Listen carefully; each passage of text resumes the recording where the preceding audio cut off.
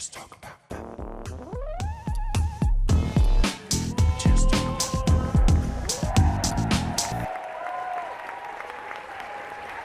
We've got the choices of these things.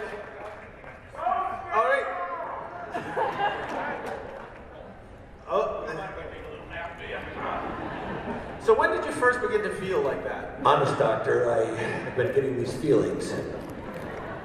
I believe we have somebody with Liz. Liz is our handing a microphone over there, and we also have Stacy to our. Well, it's a very nice crowd. Hello. Yes. Stacy. Stacy. Liz is over Liz. there, and Stacy is to our left. Left. Okay. Hello. Yes, sir. Your question. Who wants to talk? I was wondering whether or not they had actually approached you to reprise your role as Tron in the sequel movie, because they could have just made you the same age as the computer character would have been, using the same tech they used to make the young version of Jeff Bridges. Wow, I know there's a question in there somewhere. I think they wanted us old timers in there, you know, for real. Jeff did a marvelous job in that picture. Listen, I was just happy that the head of production, Sean Bailey, and Joe Kaczynski, the director, personally called me and asked me to be in the picture. I was shocked that it was actually going to happen, because for years it was rumored they wanted to do a sequel to Tron, or a reboot or what have you. And so I was just really happy. I didn't care if I just carried a prop through this. That was it, you know, like a frisbee or something, like I used in the original one. But no, it is amazing. I mean, I did some motion capture for the young flashback sequence there. And just was exciting to be a part of it, you know. The whole Tron franchise is a surprise to all of us that made it, made them. Who knew? When 1981, I believe we were shooting it, and or 80, maybe late 80, because it took about a year of post-production. It's the first time with a lot of CGI. Yeah, and actually it was roughly only about 20-some minutes. In the whole picture, there was actual CG. It was called computer graphics then. And yeah, and the rest of it, strangely enough, is the original Tron has a sort of mixture of old school and, of course, this new school thing at the time, because they actually hand painted each cell in Taiwan. And there's an old story that all of the hand painted cells, hundreds of them, they had hundreds of artisans doing it. All hand painted. And when they shipped them back, they had been improperly loaded into the boxes and things and crates, and they were all smashed in on top of each other. It was about, oh God, I don't know how many thousands of dollars, and they had to send it all the way back again and do it again. Yeah, but so there was that old school way of doing animation cells, and then the new school of this thing called computer graphics. And that's what was fun about Tron, ultimately, is that we were doing a pioneering effort. And like all pioneers, we realized it could possibly fail, miserably.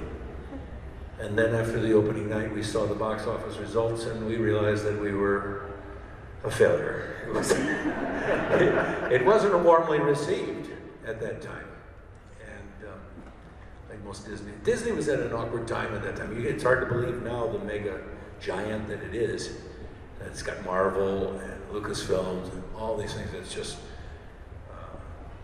unstoppable. At that time, it was at its lowest ebb. That's why they took the chance on this young kid, Steven Lisberger, and this vision that he had. And what a better place than the place that Mickey Mouse was born, you know. Yeah. So, I digress. Well, I'm glad that they took the risk. Yeah, me too. We have a question on this side. Yes, sir. Hello, Bruce. The Bab 5 follow-on was canceled. I'm just wondering if you can enlighten us as to perhaps why. And is there any chance that the Bad 5 universe will be revisited in the future? The follow-on? What do you mean? There was a partial series that was shot Oh. after Bad 5. Yeah, and that was Crusade. Are you talking? Yeah. Well, Crusade was a spin-off that was intentionally. You notice, I don't think many of us. I think one or two of the original cast made appearances in it, but it was a brand new cast, brand new show, Yeah. and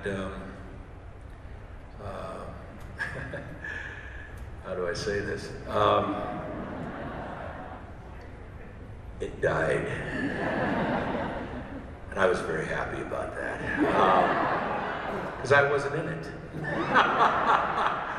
I was made unemployed and didn't even get a real thank you. They just told us one day we're done. And TNT had bought it, and a whole new crowd, and they wanted a whole new cast. They didn't want us. And it didn't really work. And I want to say thank you to all the loyal B5 fans who weren't happy with Crusade. Because they liked the people that they saw for almost 5 years, and they wanted them in their living rooms, not this new cast, what have you. But we made a couple movies with TNT. That was fun, and they did save us. We were canceled after our 4th season. We all went home. I went on and did another movie, and then I was on location, found out that we'd gotten picked up. I immediately had to start growing my beard back, and it was a ball. But any word of anything new, I don't think so.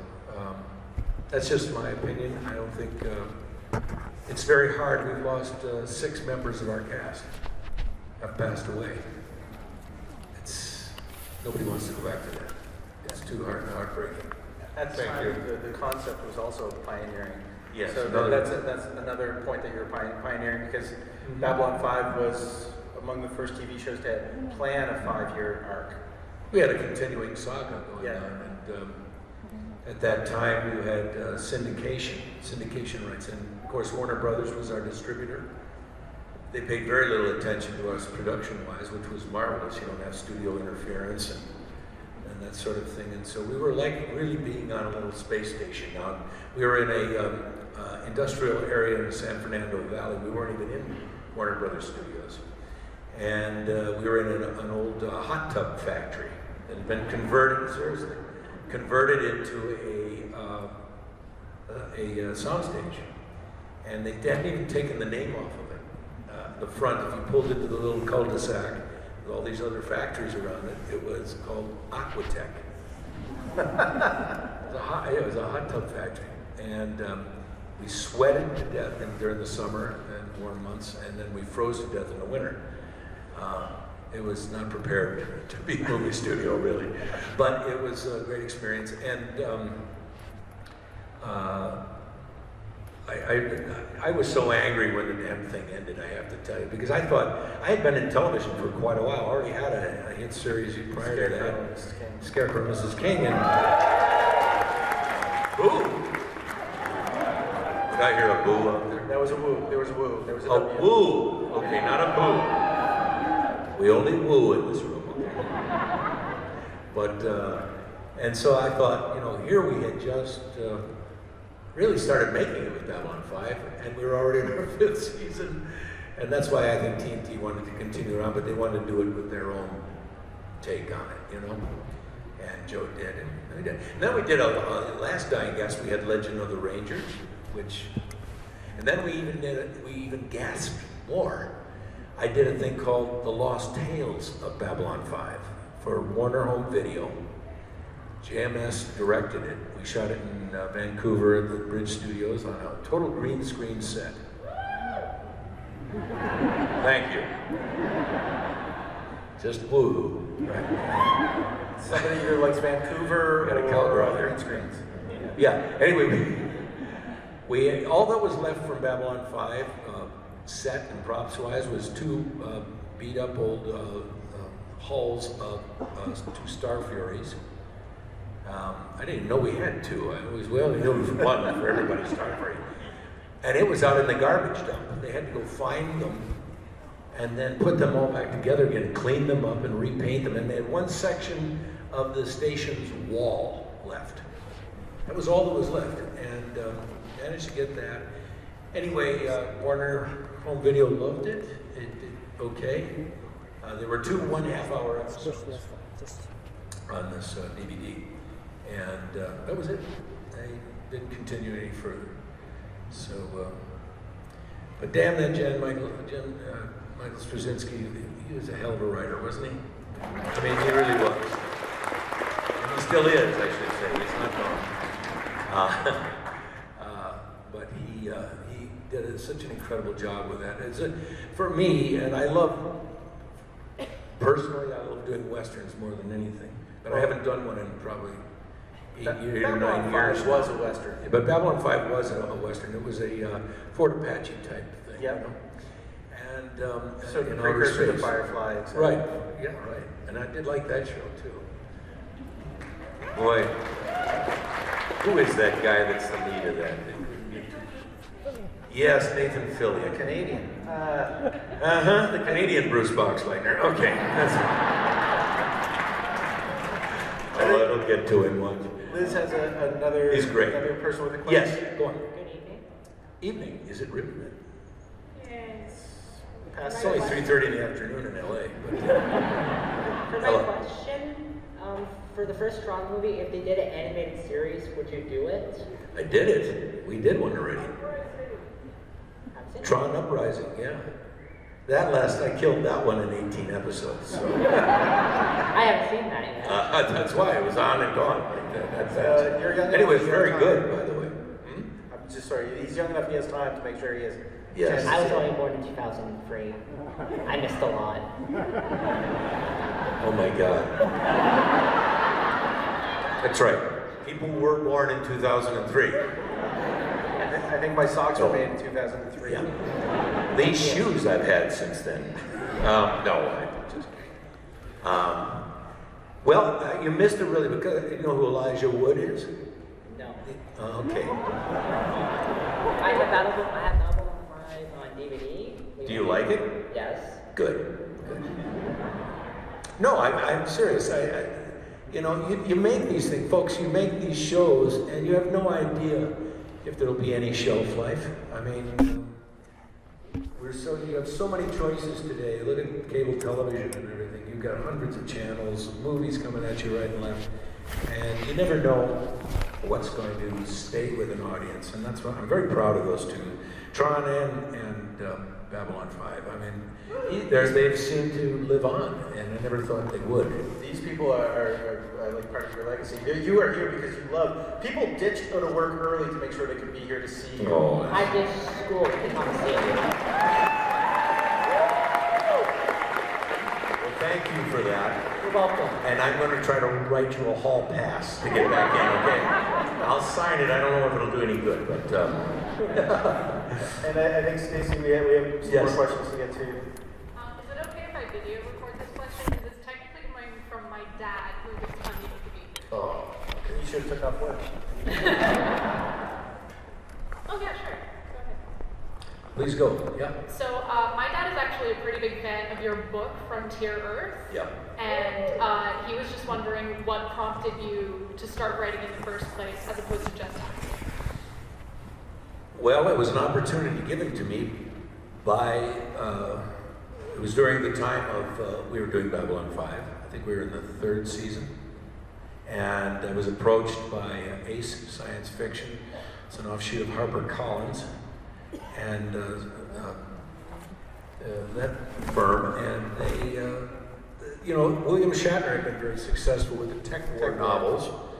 And this was very in at that time with all the science fiction television. So there were a lot of shows. The stars would do something if you were interested. They said, "Did you have a story?" And my two favorite genres was always the Western and the science fiction genre. And I felt that I had sort of a story in my head, and I put it to a guy named Martin Greenberg, a very renowned editor. And he thought, yeah, that would be very good. So I started to jot some notes down and things like that. And they had a fellow named William Keith, who writes a lot of military science fiction and regular fiction. And he gave me some pointers and help on the thing. And so I did have some help because I was a first-time author. You don't want to mess up, you know. But I also had an audience, Babylon 5, and of course they put a big picture of me as Captain Sheridan on the back of the book. And they split it up into 2 books. It was called Frontier Earth. The second one's Frontier Earth Searcher. And it was the same character. It was all one story. They just wanted to, you know, marketing-wise, kind of easy. You split it up into 2, and you can have another shot at it, you know. Helps sell the original. It's all the way it does. All the way it goes. But it was I think, a good marriage. I think, you know. It was if like Rod Serling and Sergio Leone had a baby, and this was the result.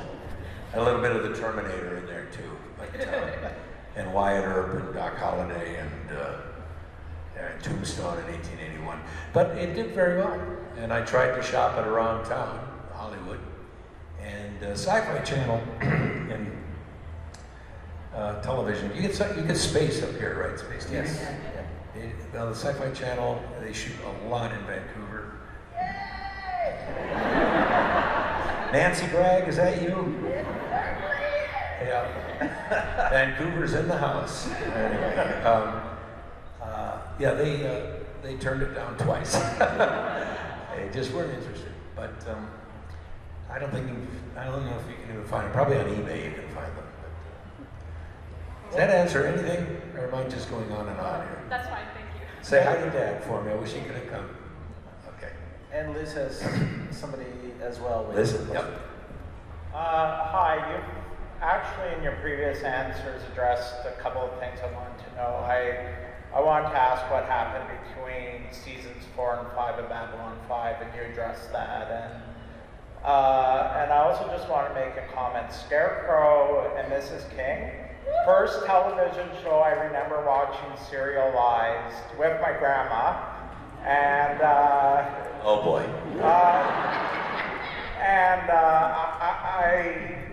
you talk about Nathan Fillion, like all Just these kidding, guys. Nathan. No, but these guys like Castle, all these shows that have come after that have been based on the model that was established on Scarecrow and Mrs. King.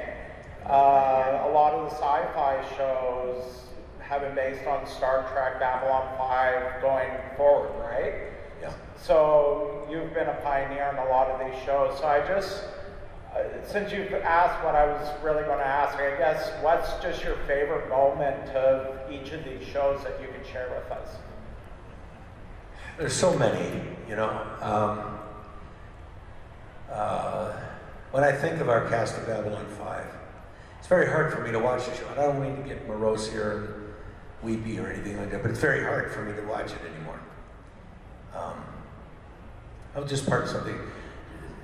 Show you. So one night, middle of the night, a little more than a year, maybe almost 2 years now, I got a call. I don't hear from JMS very often, okay?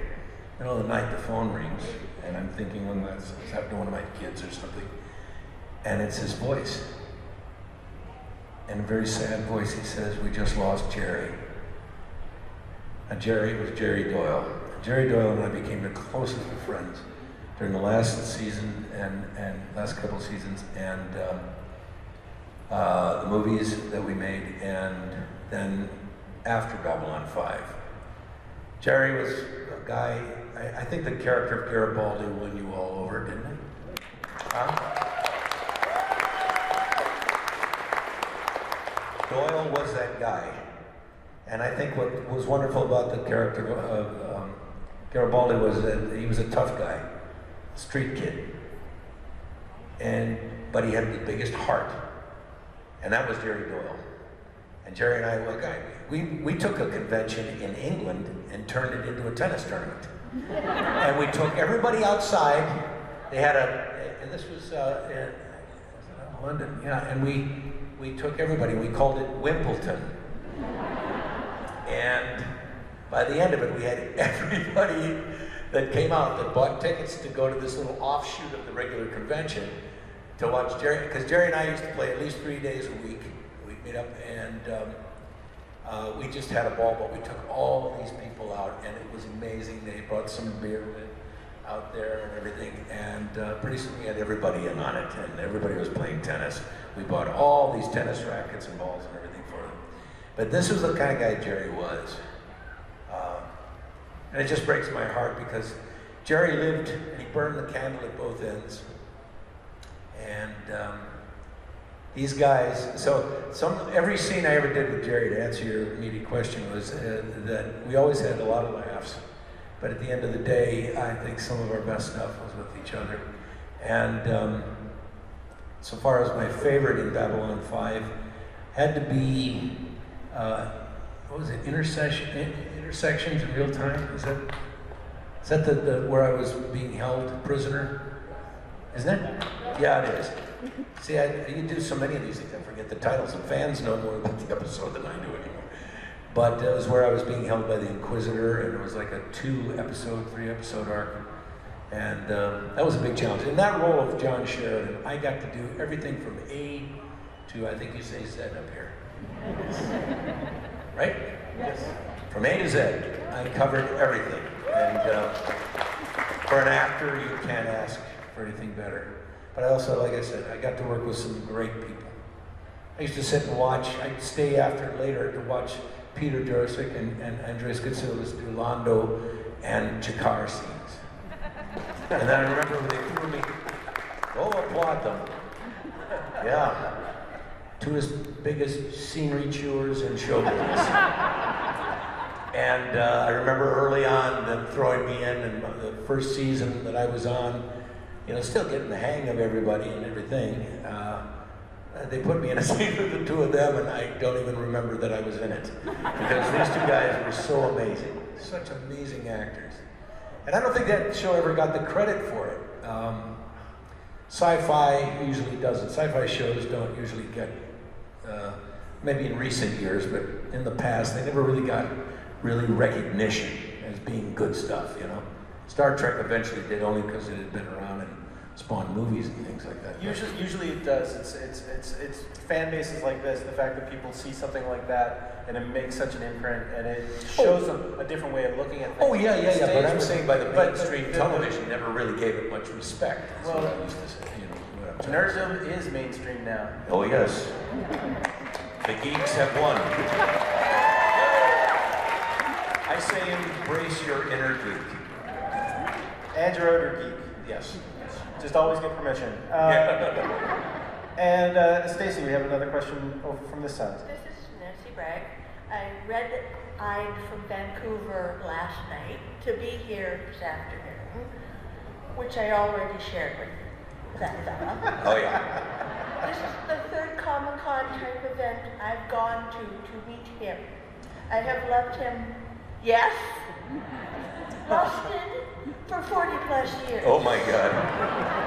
Family Chadwick. Goes back a couple of decades there. A couple?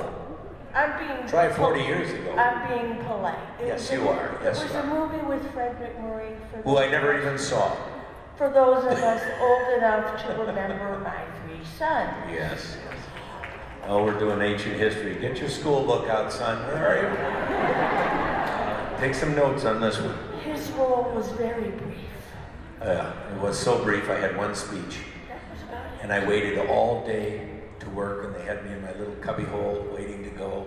I was so nervous, I was doing push-ups just to wear off the energy. And then I said, I'm going to work with Fred McMurray. Now, you can go on IMDb and find out who Fred McMurray was. But he was a big movie man. star. Huh? Awesome man. He was a very awesome man, yes. Very nice. And I just had one scene, and I was to knock on the door. He was going to answer the door, and I said, "Hi, is Tim home? Is he not? Okay, look, he's not home. The kids are all meeting down at the park, and if you could tell him, blah, blah, blah." And I had like this, like, nerdy speech to do. And Mr. McMurray had gone home for lunch hours ago. I did it with the script supervisor. He had shot his part of it already and standing there listening to somebody talking. And that was it. That was one of my first big lessons. Don't get too excited, kid. Nancy, tell them where we first met, by the way. I was walking in a beautiful area called... Just cut me off, Boxleitner. I will. I know. I was walking, getting some exercise in beautiful Stanley Park. Have you been to Vancouver? It's a beautiful big park out in the middle of it, sticking out in English Bay, right? Is it beautiful or not? And we used to walk that thing. When I was much younger, I used to run it. Cedar Cove. Yes, another series that we won't talk about. And Hi, Belden. a woman, all dressed in pink, suddenly yells out, "Bruce Boxleitner!" And it's like crowded and nobody gave a damn. Okay? I did. Yes, until they thought a man was being mugged by a woman dressed in pink. Right there in broad daylight in Stanley Park, a man was being mugged. You were not being mugged, and I'm a I breast say that cancer loving. survivor. Darling, Mwah! thank you. Thank you, Nancy. I'm only kidding with you because that's what we do. I'm learning to appreciate your twisted sense of humor. I am twisted, very twisted. I am. So. But Nancy, thank you for hitchhiking all the way from Vancouver to Blue here. or WestJet, can I say that? Well, I said hitchhiking, yes. Okay, so back to the questions. Yes, what, do you have something legitimate to say here? What? Oh, you're in trouble, kiddo. I've always been in trouble. You want it from the 20th or the 21st century? Because there's 4, 2 in that century and 2 in this century. Wow. I told you there'd be one in the crowd. I'm proud of it. Okay, go quick, because there's other people getting older. I know, we're all getting older. So Yes. 20th or 21st century question? You blew it. I'll say. When you guest starred the 2 or 3 times on Hawaii Five-0, forever ago. The original Hawaii Five-0. That's it. The real one.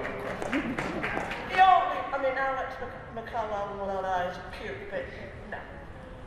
If the current one offered you an opportunity to reprise one of your guest shots, would you grab it?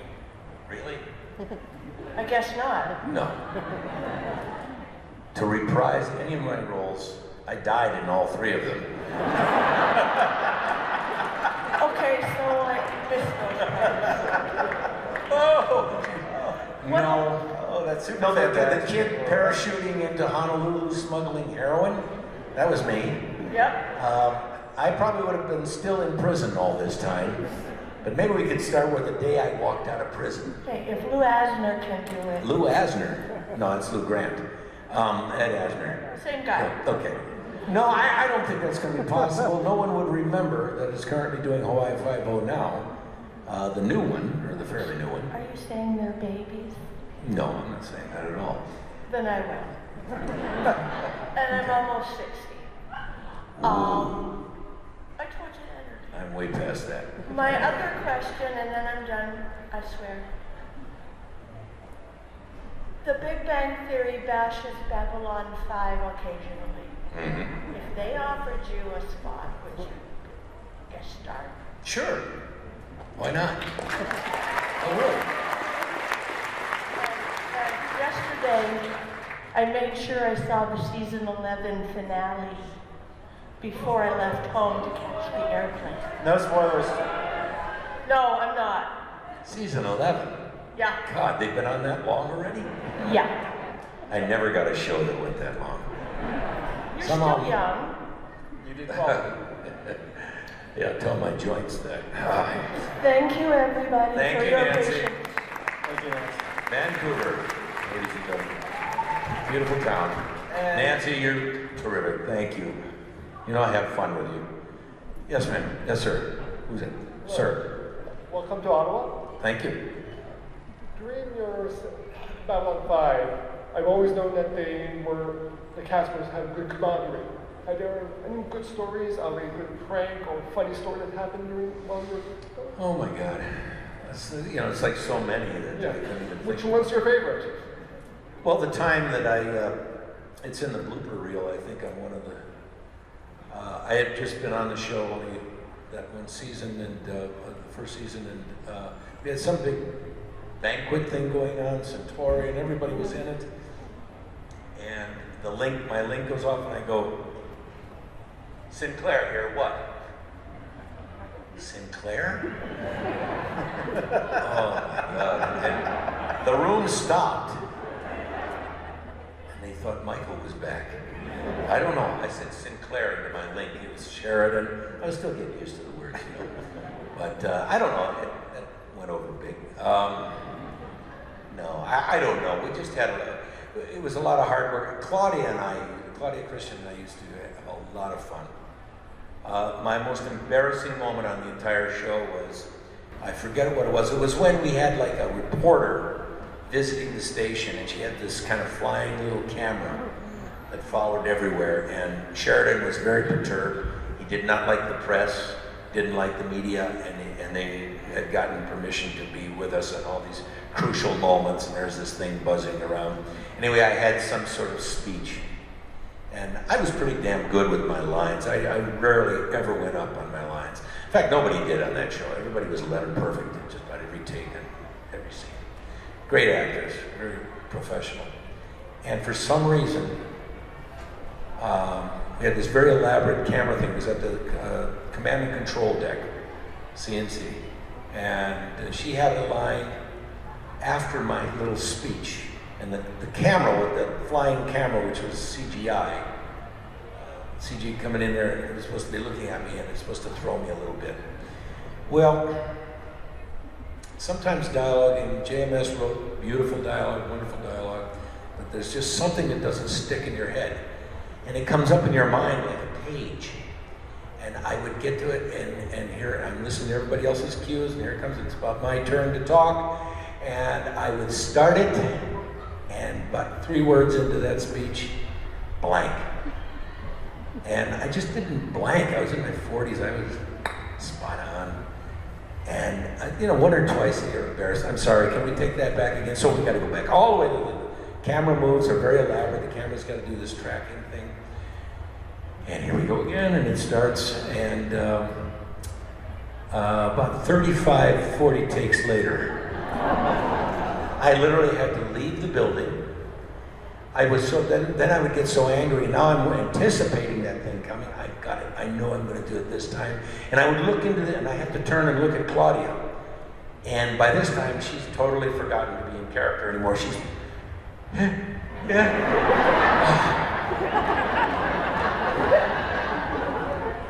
So, the one time, I had to go out and walk around the parking lot for a while and yell at myself and do everything, say the lines, top of my list. I finally had it. We came back, I took a break, everybody went and had lunch or something. Came back, 1 take, here we go. And I get all the way through that speech. I am winning, I am happening. And I look at Claudia for that last line, and she is in such shock, she forgot her lines. She's... Cut. Oh, is she mad at me? Oh my God. Oh. And then we had to go about 2 takes for her to get back into it. And by that time I was just beaming everywhere. I was so happy. I don't know, it's just little silly, stupid things like that, you know. Because we worked so fast on that show. And we were always out before, probably around 7:30 in the evening, which is pretty good for television, episodic television. Mainly, a lot of times it goes to 9:30, 10 o'clock, midnight, something like that, and then you turn right around at 6:30 the next morning. So, anyway, but that's just one of those goofy things that happened. I never went up on a line again, I guarantee you, because I thought I'd be fired after that many takes. Oh my God. Thank you very much. You're welcome. Thank you. I believe Am I done? we have about 5 minutes left, and we have a gentleman. Who at the heck mic. wants to talk to Brent Spiner, for God's sake?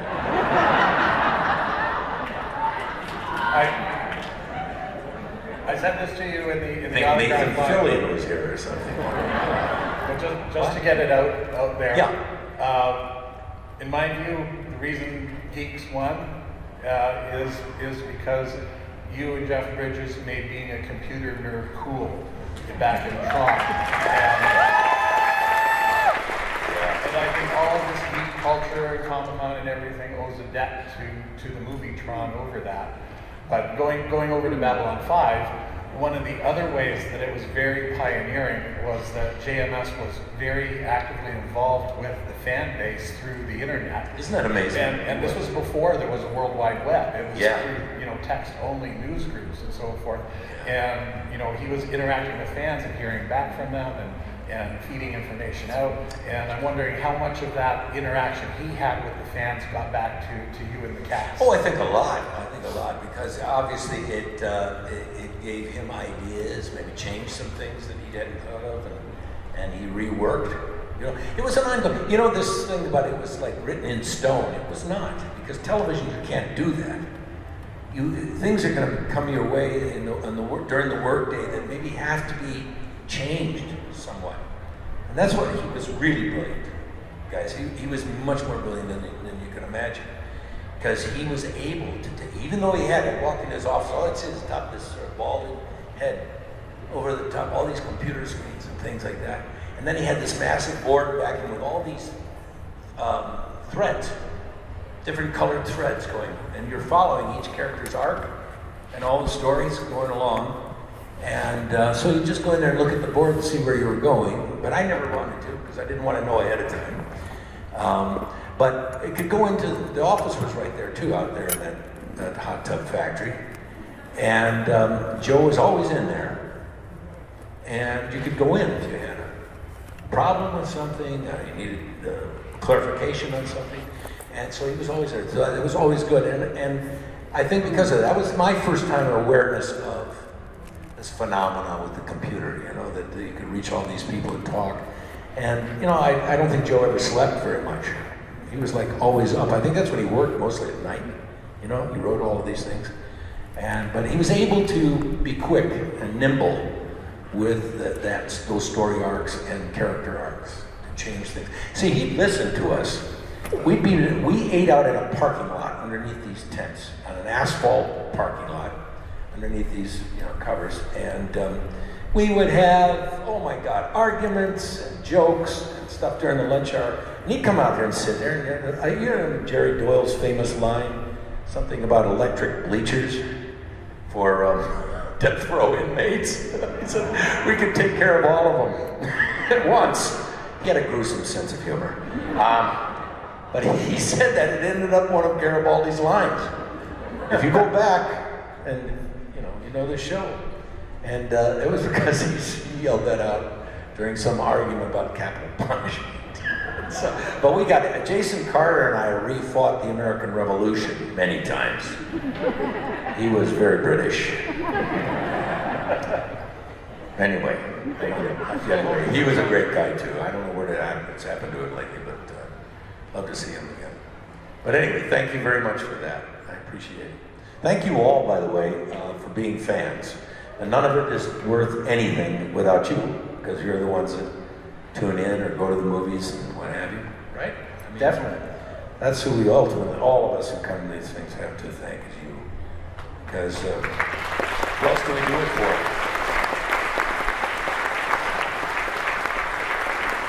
Anyway, I just want to say thank you, and Ottawa is a beautiful town. I made 2 movies here.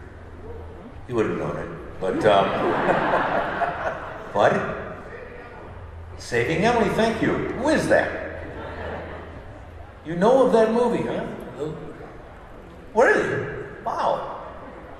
Oh my God. Actually, that turned out to be a hell of a little picture, wasn't it? I thought it was very good. Pierre David.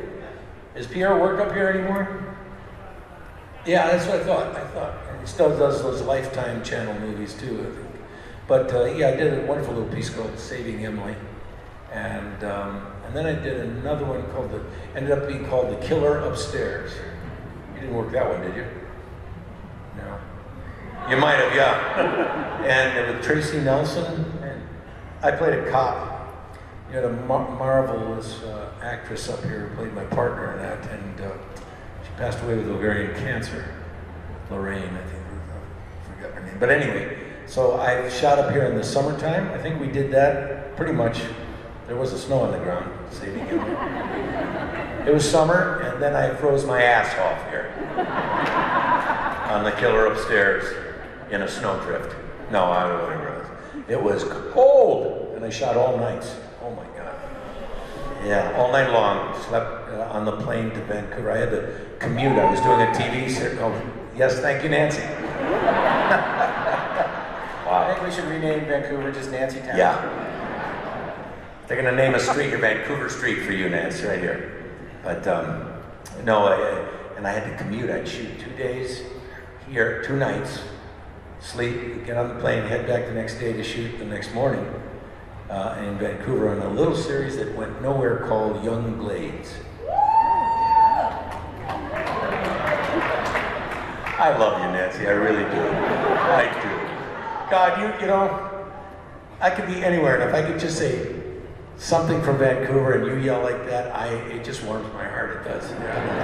I love Vancouver. I do. It was my home away from home for a long time. So are we getting out of here so Brent can talk now? Unfortunately, I don't want to hear about Star Trek. Oh, God. But you're going to be back on the floor tomorrow. I am. Are you? I was asking. I don't know. I'd be glad to, though. All right. That's Pete signing pictures. Yeah. I'm making money for Gary Hassan. I work from 10 to 8 tomorrow. Those are pretty doggone good hours, I'll tell you. Make some money. Yeah. But anyway, I give it all away to charity. I really do. Her name was Melissa. Her name was Lance's wife. No, that's not the Bruce Boxleitner, ladies and gentlemen. Thank you for watching the Convention Junkies coverage of the 2018 Ottawa ComicCon. Please like, comment and subscribe to see more, and let us know below what you think of this video. If you would like to help us with future projects, please visit our Patreon page.